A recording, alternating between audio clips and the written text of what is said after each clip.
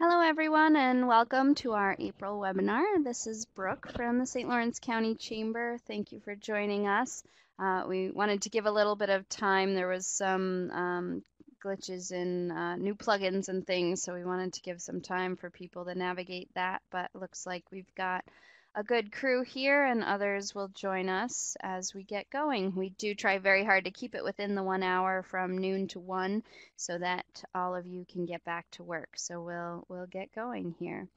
I just want to point out a couple of kind of housekeeping things. Hopefully you've taken a minute to complete the poll questions there so that our presenter has an idea of our audience.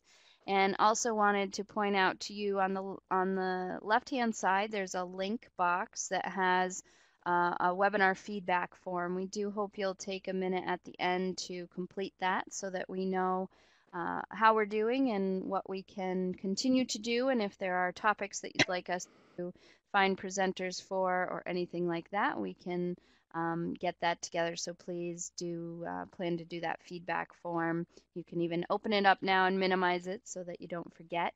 And we hope all of you are members of our County Chamber of Commerce, but if not, there's a link there to check out membership, and I would love to talk to you more about that opportunity. A couple of other housekeeping pieces. Laura, if you can bring up the screen, I'll show them where the different boxes are. On the top right, you'll see 4 arrows. If you would like to make the presentation larger, you can click on that and then minimize it, and it will take the full screen. So that's your option. You'll also see a question box below that's anonymous, and we will monitor those questions. So at any time during the presentation, please feel free to type in their questions. There's no question too simple or too silly. And Tara will stop, kind of pause throughout the presentation or at the end to answer those questions. So do not hesitate there. We like this to be as interactive as possible, even though we're all sitting in front of a computer. I'll also note that this is recorded and all of our monthly webinars are made available on slcchamber.org. We have quite the archive right now on a number of different topics, and we've had about 700 people review those since we started about a year and a half ago. So we hope that you will also use that resource, and if you need to circle back and check out or share this presentation, it will be posted probably by the end of the week.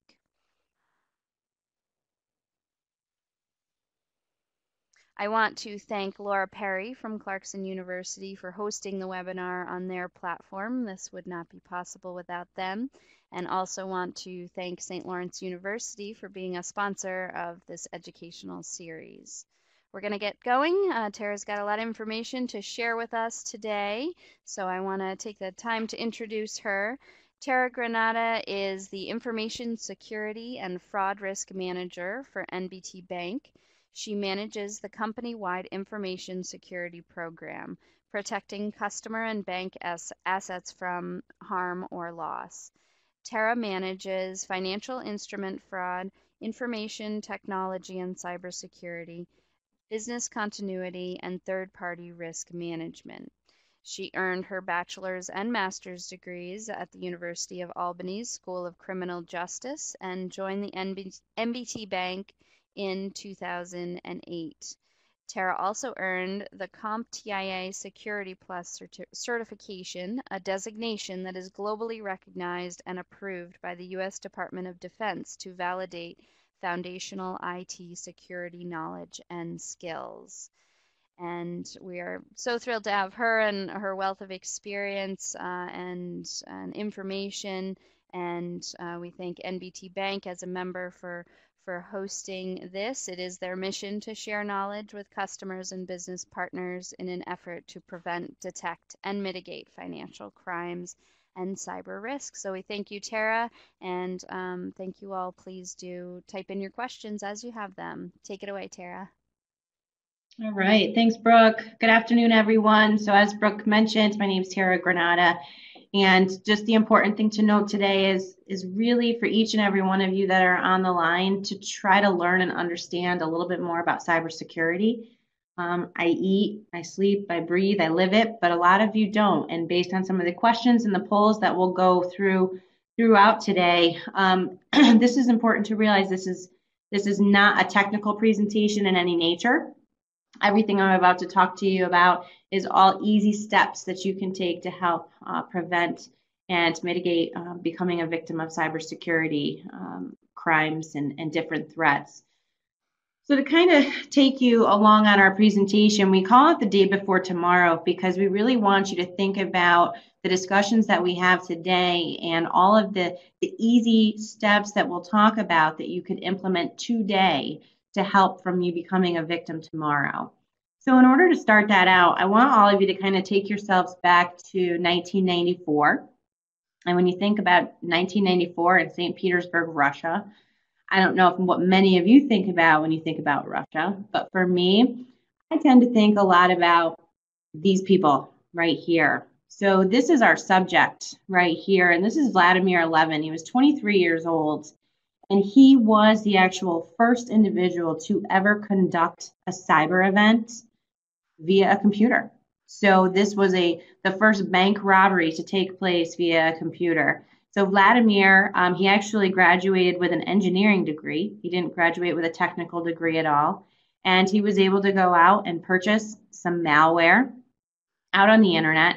And he was able to infect a number of individuals' computers along with Citibank. And he was able to go into their online cash management systems and filter money all across the United States, about to the tune of about $400 million. And when you think about that in 1994, that's a lot of money. And the fact that this individual was able to do that was pretty sophisticated in nature. And as you know, now that we're in 2017, so for all these years, cybercrime has only continued to manifest and grow. And the fraudsters are only continuing to get smarter in how they trick you into becoming a victim into that. So I want to talk a little bit about your cybercrime pain scale. So I want you to think for a minute is where are you on this pain scale? Are you feeling no pain at all? Or have you felt possibly the worst pain? Or do you think you're the lucky one, right? And I can tell you that based on the polling earlier today, 42% of you said yes, you have been the victim of a cybercrime, and 57% have no. So for the 57% of you, if you feel that you're the lucky one, you potentially are lucky, and it sounds like there's some good controls in place. And for those of you that have been a victim, let's talk about how we can implement some additional steps to help prevent you from becoming even further a victim. So let's talk a little bit about what we're going to do today. I am going to share with you the knowledge of what a cybercrime incident is. And I'm going to go into intimate details into what has happened, what we've seen with our customers. Then I'm going to talk to you about the tools that you could easily implement today to not becoming a victim. And with that, that's going to help eliminate those threats altogether. So as I mentioned, we're going to go through 4 case studies. Each one of those case studies, there's 4 opportunities in which you can put into place today to help mitigate from becoming a victim. So before we go over those case studies, I want to go over some social engineering terms, because social engineering is probably the big word behind cybersecurity, and it's all a ploy in order to get you to becoming a victim of cybersecurity attacks. So let's go through these: phish, spoof, malware, keylogger, and pwn. So a phish, now this is not your phishing with an F, this is phishing with a P. And these are actually crafted emails that are made to look like they're coming from someone that you know and trust. Most of the time you see them with very familiar names that you recognize. And it's going to cause you to act out of some sort of sense of urgency, asking you to either open an attachment or click on a link. And then spoof. Spoof is basically where the email address that you're reading, that display name of the email, looks like it's coming from someone that you know and trust, that you think it's coming from. However, the email address may not be from someone that you know or trust. Malware. Malware is basically the new word for virus because it's gotten pretty gnarly in how this malware can be crafted, how easily you can go out and you can buy it. So they added a new name. It's a really sophisticated virus. And then a keylogger. A keylogger is the ultimate end result of some of these malwares where they can actually capture every single one of your keystrokes in order to see every single site that you go on and every keystroke on your computer. And then lastly, pwned. Pwned is basically the new underground world of being owned by the cyber criminals. So they call it being pwned because you have become victim to one of their attacks. So you might hear some of these terms used interchangeably throughout my case studies. And this way, each of you know kind of what those terms are and mean. So let's get into it. So for each case study, I'm going to ask you this question. What would you do differently today if you knew that tomorrow this message comes up on your computer screen? I have your network. Pay up or the data gets it. This is ransomware.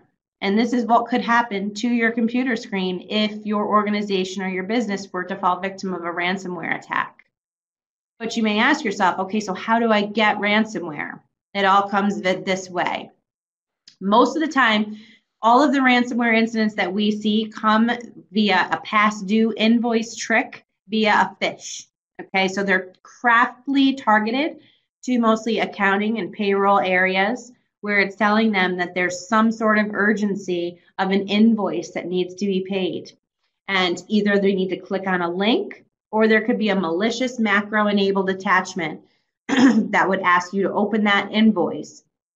And the minute that attachment is opened, that is when that malware begins to install and the ransomware takes place. So let me tell you a little story about one of our customers. So we had a fairly large customer. They owned a hospital, and they got this same invoice past due trick, and it went to the accounting and finance area. And it was about 4 o'clock at the end of the day, and this individual got the link. She opened the attachment, and all of a sudden she got the black screen of death. I call it the black screen of death because basically that is what happens to your computer. It completely goes dark, and you feel like it's frozen up and you can't do anything. Instead of contacting anybody that handles IT or her help desk, she shut her computer down and she went home for the night. Then when they came back the next morning, every single file in their file share looked like this. Okay, so this is what we call being pwned looks like. This is what a ransomware incident will do to every single one of your documents on your file share. So as you can see over on the left-hand side, those icons that normally would look like a Microsoft Word attachment or a PDF attachment, they're now just a blank file that you can't open. And the only thing that you can open is that last HTML message that says read me. And that's basically the instructions of what you need to do to try to get those files unencrypted. So that's when the hospital reached out to us and they said, we need help and we need to know what to do. Okay. And that's the most important thing to think about when you become a victim of a cyber incident. A lot of people don't think about calling their bank, but calling the banks is one of the most important things, because obviously we know the steps to take to protect our customer. And we also know the steps to prevent you from becoming victimized by sending monetary Bitcoin to these individuals. So let's talk about ransomware and how you can prepare yourself today. First and foremost, antivirus. Do you have antivirus on your computers at your organization? And do you know the name of your antivirus? A lot of people don't understand that when they get those pop-ups that say you have 200 viruses on your computer, it may not be your antivirus. So knowing what your antivirus is becomes so critically important so that you don't fall victim to those attacks. Backups. Do you have your critical information backed up and restored somewhere? And is it in an acceptable time period? Macros. Do you even know what a macro is? And if you do and you use them, let's talk about if you want them through your email. If you don't know what a macro is, A macro could be in a Word document or a Microsoft Excel document that basically it captures your keystrokes. And it becomes pretty important in the financial sectors and accounting and finance worlds to create ease in using Excel documents. But I can tell you that every single ransomware attack that I've seen and we've studied has a macro-enabled document. So if you don't need to accept macro-enabled documents into your organization, you could simply have them blocked so that they can't even come in through your email. And then last, tabletops. What do I mean by tabletops? I mean by tabletops is sitting down with your key players of your business or your organization and talking about these cyber threats and what's out there and what would you do in the event that it would happen. By having those conversations with those key individuals in your organization, it helps so that when something does happen, you're not running around not knowing what steps to take. Think about an incident response plan. What would be your crisis? What would be your crisis plan if something happened to your organization? How would you react? How would you communicate? What steps would you take? By having those tabletop conversations, that helps get the team talking about, okay, where are our gaps and where do we need potentially to improve? So that's our first case study. So let's talk about our second. What would you do differently today if you knew that tomorrow your employee drops you this note? Hey boss, I wired that $35,000 to Crazy Q paper like you asked. The bank confirmed it's all set. Cheers. Or you're that employee where you get an email that looks like it's coming from the CEO of your company asking for an immediate wire transfer. Okay, this is the business email compromise, and it's the $2 billion problem today.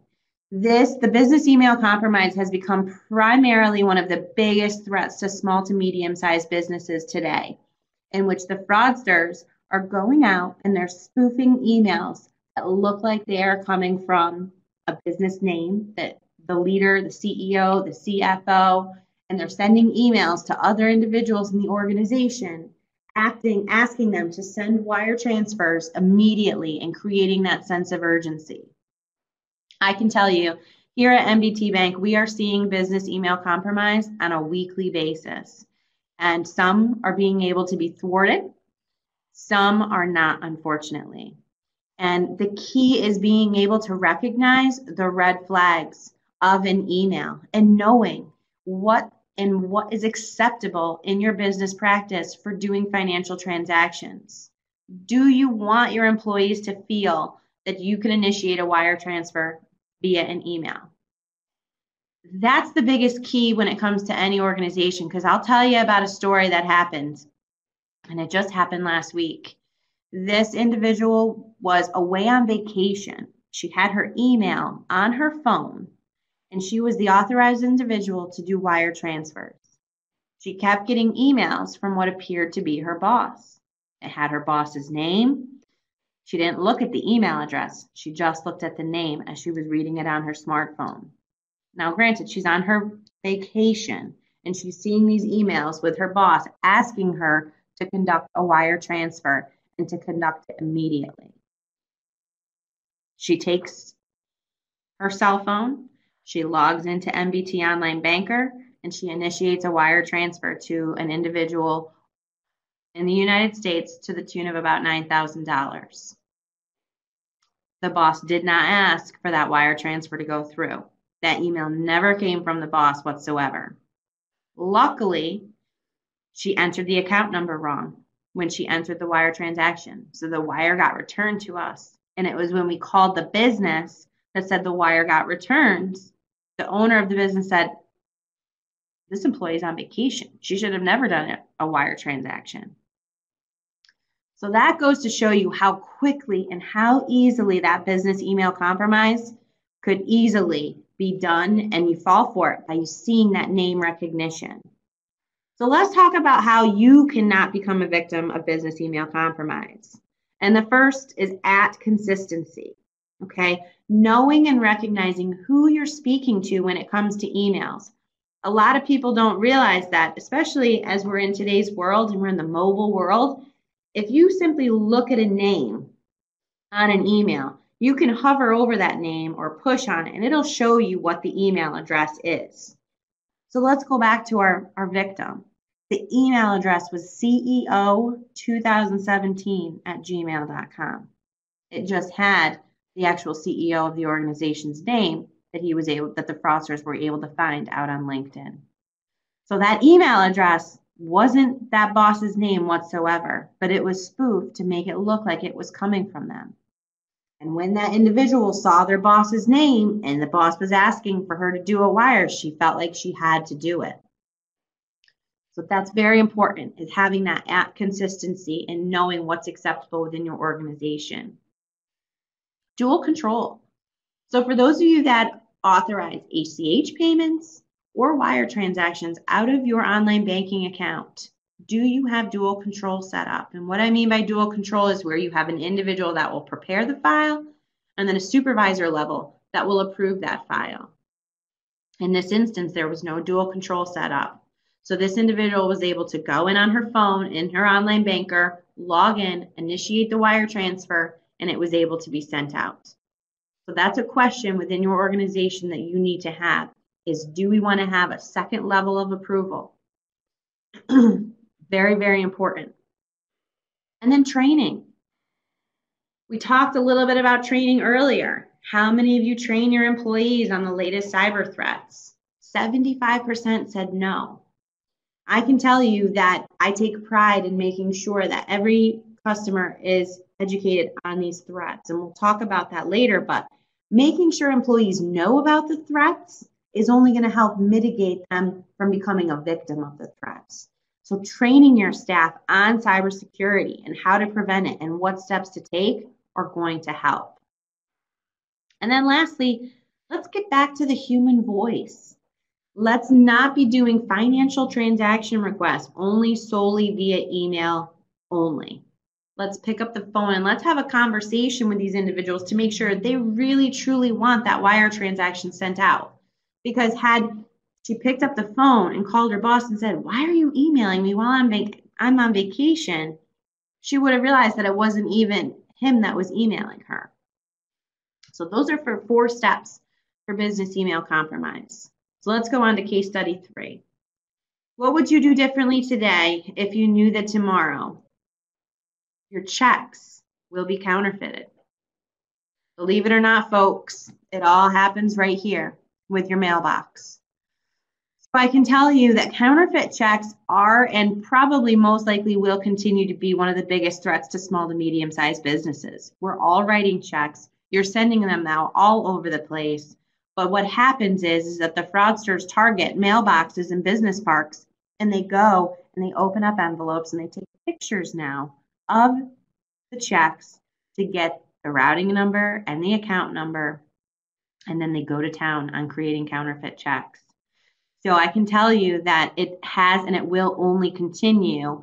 An interesting story that happened to one of our customers in the Syracuse market was this in fact thing happened. We had 4 businesses. They were all in one business park. There's a well-known gang. They call themselves the Operation Homeless Gang, and they operate along the East Coast, and they travel to different larger cities, and they specifically look for business parks with that flag up to know that there's checks sitting in that mailbox. They go and they take the pictures, then they go back to their hotel, and they start printing away the counterfeit checks. Then once they know the checks that the bank that the account number is off from, they go into those branches and then they cash the checks. So this way, these individuals think that they're cashing a check at their local bank. In our situation, they were construction companies. So they even went so far as putting construction vests on the individuals. They put hats on them. They basically went to homeless shelters and they recruited individuals that had valid IDs to go and cash the checks, told them they could keep $100 to $200 of the check, and then the rest had to go back to the other individuals. We were working in real time in this incident, and we had the Syracuse police on their tail. They were actually able to pull them over in a van, and they were eating the check stock as they pulled them over because they didn't want to get caught. But again, that's how quickly counterfeit checks can happen. So let's talk about it. How can you prevent from being a victim of counterfeit checks? Let's talk about the security of your checks. Okay. Do you have this business practice of leaving your checks overnight unattended in a mailbox for someone to pick up? Or are you doing things more from a standpoint of going directly to the post office and mailing them? Are you pre-signing your checks? Are you pre-signing payroll checks for your accounting clerk to do your payroll and leaving that option out there where someone else could get a hold of them? That's definitely something to think about. Positive pay. Have you looked into having positive pay on your account? If you are issuing a significant number of checks, if you're in a business where you're having to send checks all over to many different places, you need to remember that a routing number and account number, that's on every single check. So you're compromising your main operating account. Where positive pay, you tell the bank, yeah, I want to pay this and only pay this. And then if it's counterfeit, you can reject it. Direct deposit. Let's get to the world where we're direct depositing our employees' payroll checks every single week. Because I can tell you, I've seen a significant increase in our business customers where they're paying their employees by check, but their employees are mobily depositing their checks when they get paid. And then they're throwing away the check in the garbage. So there's your account number and there's your routing number right in the garbage for anyone and everyone to see. So think about that as you continue to issue these checks to individuals. What are they doing with the security of that check when you give it to them? And then ACH block is definitely something to consider as well, because this way, if someone were to compromise that routing number and account number, no ACH could be authorized out of your account either. You tell the bank what you want and only what you want to be allowed to be debited from your account. Let's move on to our last step. What would you do differently today if you knew that tomorrow your bank calls to confirm a 42,500 ACH payroll file, but you didn't do payroll yet? This is probably one of the most serious threats that I see to organizations. And there's no school like the old school, and I say that because this comes from the malware that's titled Zeus. And Zeus is one that we like to call account takeover. All right.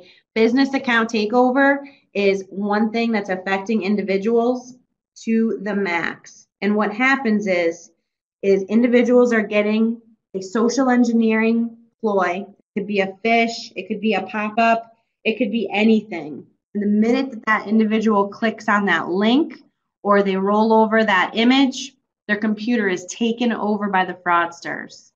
They are capturing all of your usernames and passwords. They know everything about your banking credentials. And then they're going in and they're issuing an ACH payroll file immediately.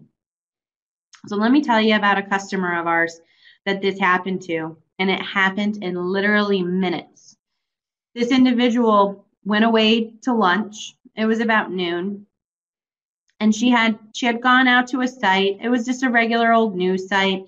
And she had ran her mouse across some different advertising things, and some weird things started happening to her computer, but she just figured, I'll just go to lunch, no big deal. So she goes to lunch, and the next thing you know, she comes back and she has over 1,000 emails in her inbox. And she says, okay, well, that's weird. Next thing you know, she's getting a call from NBT Bank asking if there was a payroll file to the tune of about $236,000 being sent out of her account. And she said, I didn't do payroll. So luckily we were able to stop that payroll file. But what had happened was she went out and was just surfing the net, just doing just normal things, just checking the news, looking for Excel help, different things throughout the day while she was at work. And she managed to go to some sites that had malware all over them. And sometimes you can't even control that. But luckily, we were able to stop that account takeover from draining their account. So let's talk about what you can do to prevent becoming a victim. Reduce your threat surface. What I mean by this is, do you allow your employees to be out surfing Facebook, webmail, all different sites on the same computer that they're accessing their online banker? If you do, you need to be able to learn that this account takeover is a threat that could happen, because these sites are beyond your control if they're infected or not. However, if you have a dedicated computer that is only for online banking activities, there's no surf in the web, there's no webmail, you're completely reducing that threat surface of only having a sole computer just for online banking. Again, dual control. This becomes very, very important, because if you have that dual control feature enabled, you're able to know and understand that there has to be a second level of approval before that ACH file goes out. This customer did not have dual control. Okay, so the ACH file went directly to NBT to get authorized to be sent. Computer security. So again, let's think about and have those conversations at your business of, do you want your employees out surfing those sites, going on those sites on company property? If you are and you're willing to accept that, that's great that you're allowing your employees to be able to do that. If you don't, have some conversations with maybe an IT third party about how you can limit access to those sites. And then lastly, training. Again, I can't stress it enough. By knowing your employees, knowing what to do when something happens with their computer and how and who to report it to becomes really, really important. Because had this individual called someone the minute her computer started acting wrong, and the minute that she saw those 1,000 emails in her inbox, there could have been actions that could have been taken by someone in that office prior to a couple hours later when we're getting that ACH payroll file. Okay, so that was a lot. That was a lot in those 4 case studies, but the most important thing is the threats are real and the threats are happening. And the most important thing to remember is the 80s are over. Gone are the days of the individuals to the left that are sitting in their mom's basement trying to just do little tiny hacks.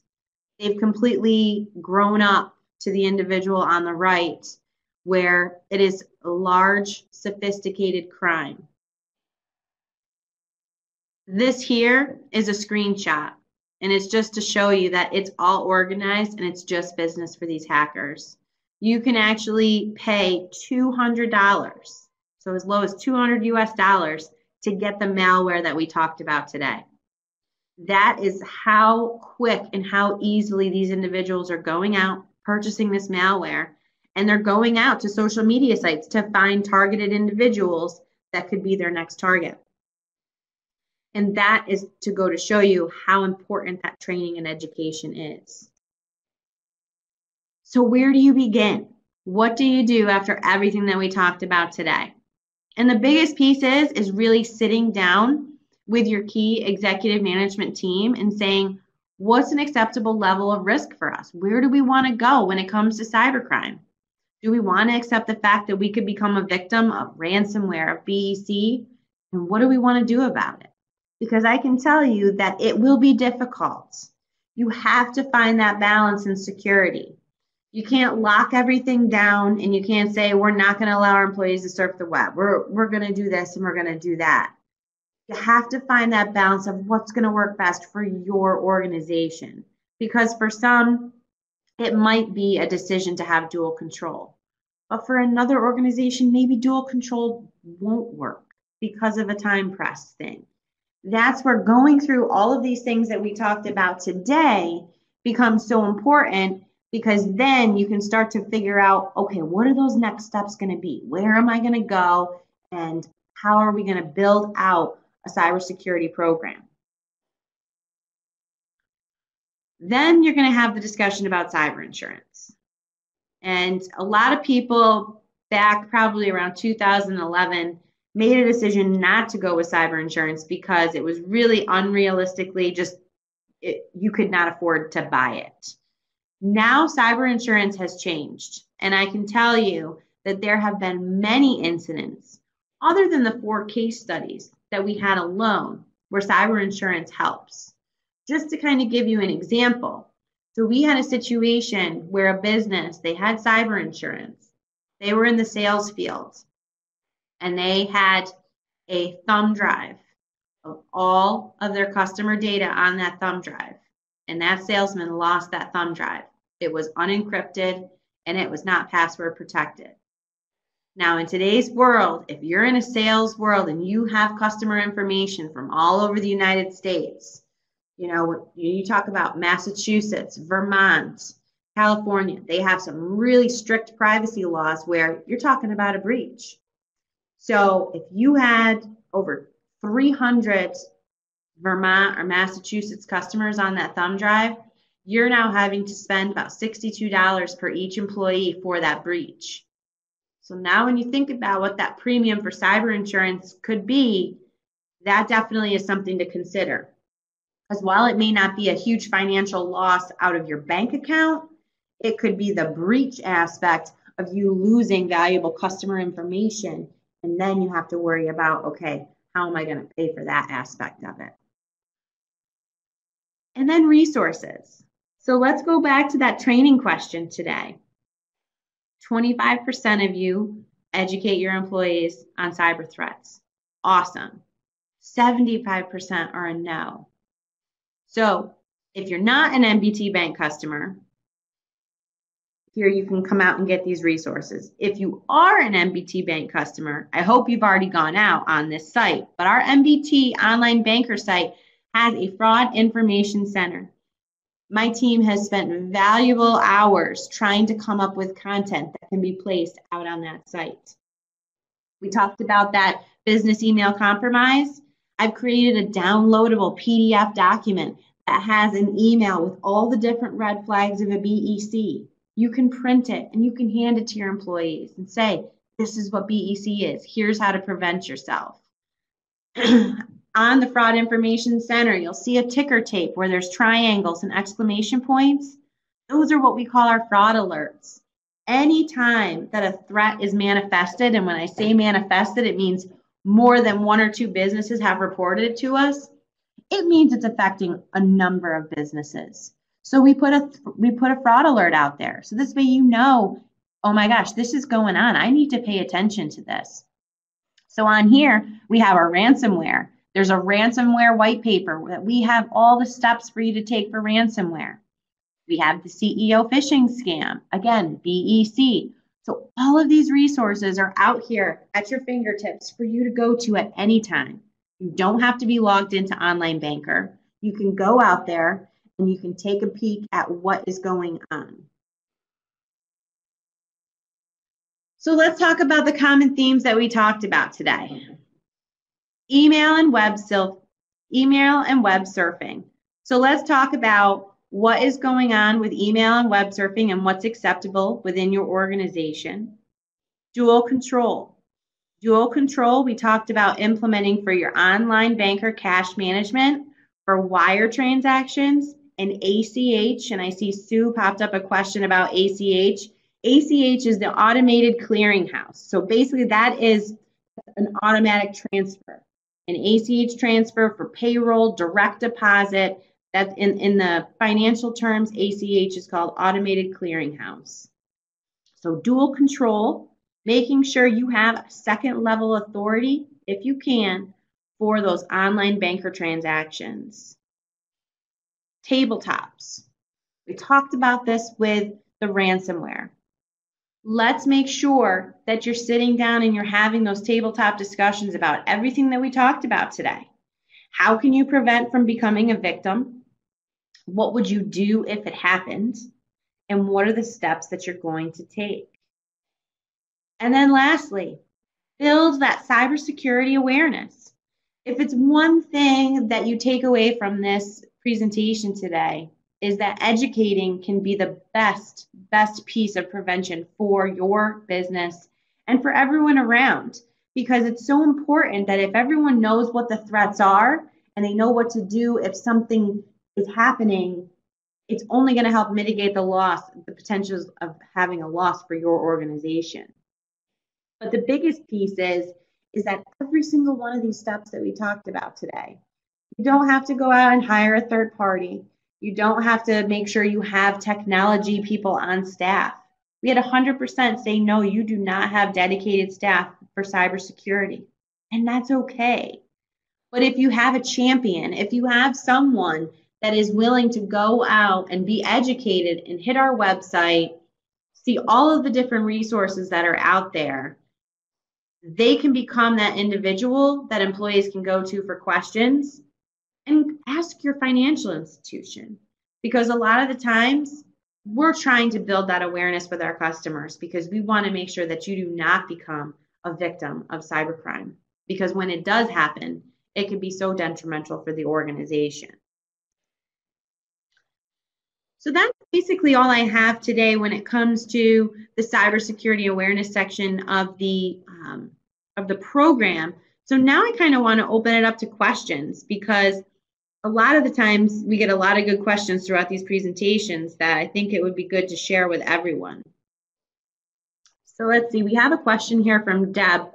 What is the best type of defense for our business computer malware? Windows Defender or Malwarebytes or question mark? Great question, Deb. I can't tell you that there's one antivirus that's better than another, but I can tell you that staying on top of making sure that your antivirus is patched becomes so important because anytime a threat is imminent, these antivirus and anti-malware companies all update their signatures. So they're all great. The biggest piece is knowing which one and which one feels right for your organization.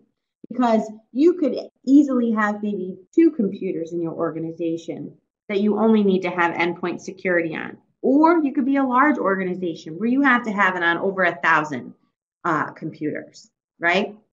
So, when you have the Malwarebytes of the world that are more for your larger organizations, or you have the Sophos and the AVGs of the world, the McAfees, it all really is based on the size of your organization and how many computers you need it to be on. But they're all reliable. They're all getting all of the most up-to-date threat intelligence.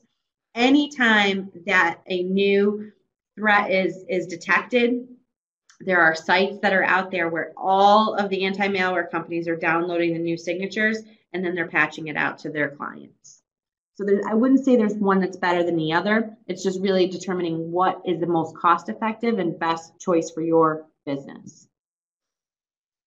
Any other questions out there for me?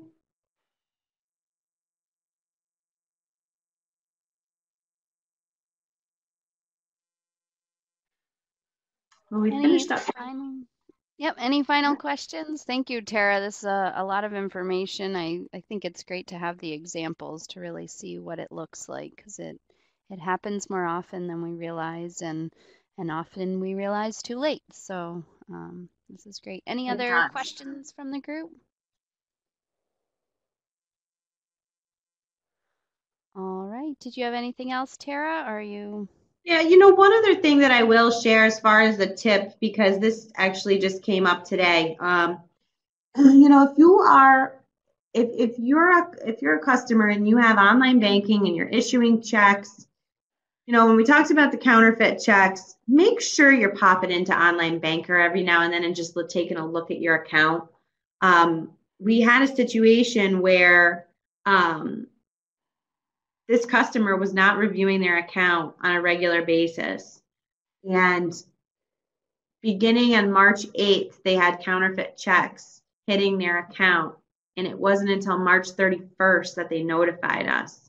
And in that short time frame, that customer lost $20,000 in counterfeit checks.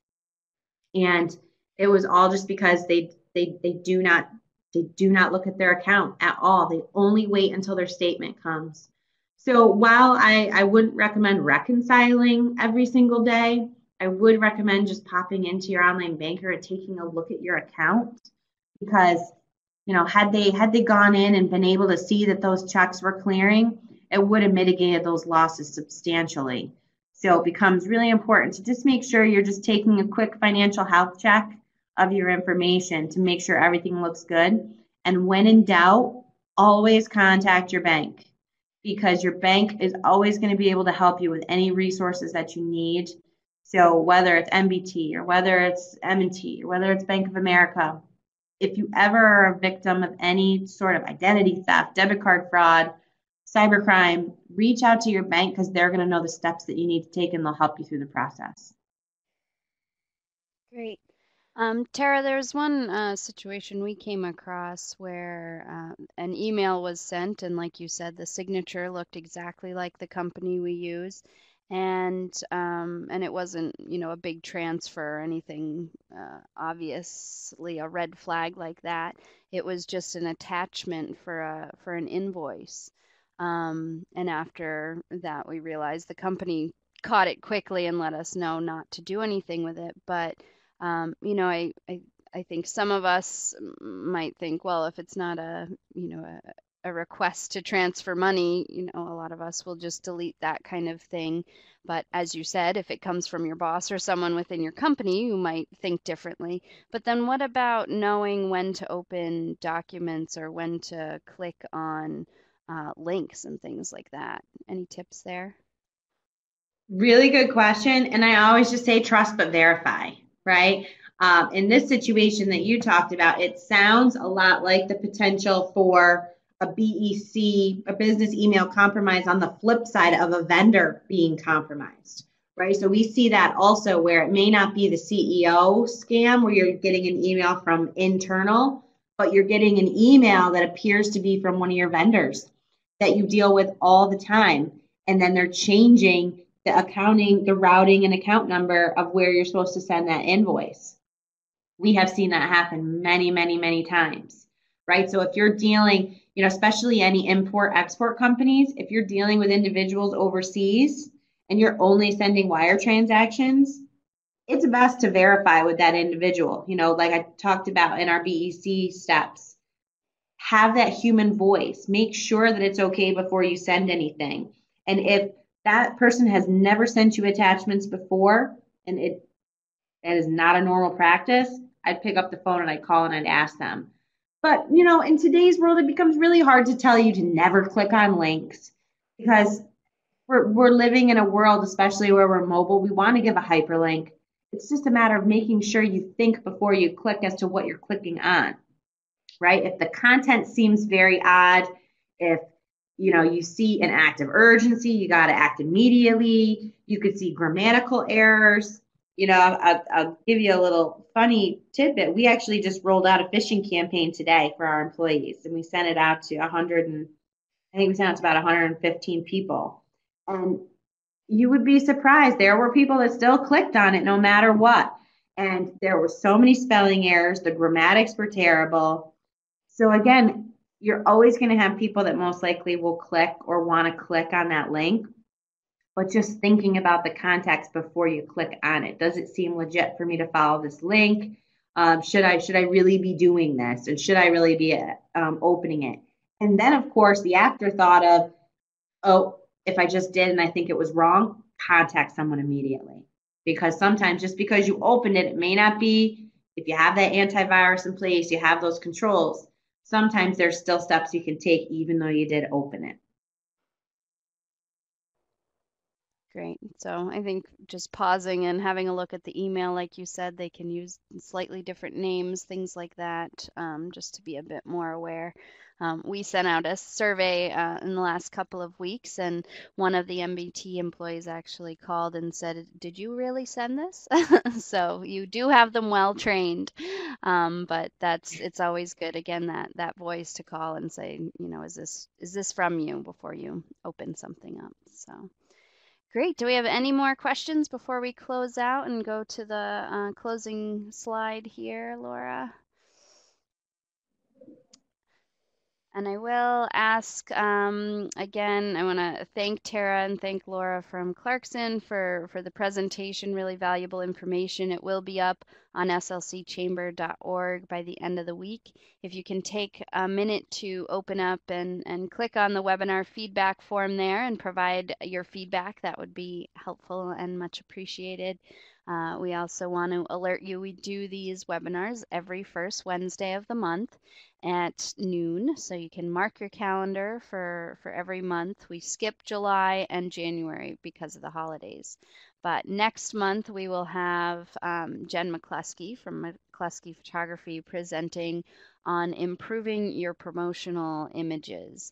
So that'll be a very different but great presentation. We always promote these through our weekly bulletins that we send through email. We also post them on our Facebook page and get out press releases as well. So, and you can always keep an eye on slcchamber.org. The registrations are always up there as well. If you're not receiving that email and you'd like to, just get in touch with our office. The phone number is there. Of course, you have to dial 315 first, and we can get your email on that weekly list. Thank you again, Terra, and thank you all for being here today. We hope you learned a thing or two that you can put into practice immediately. That's the goal of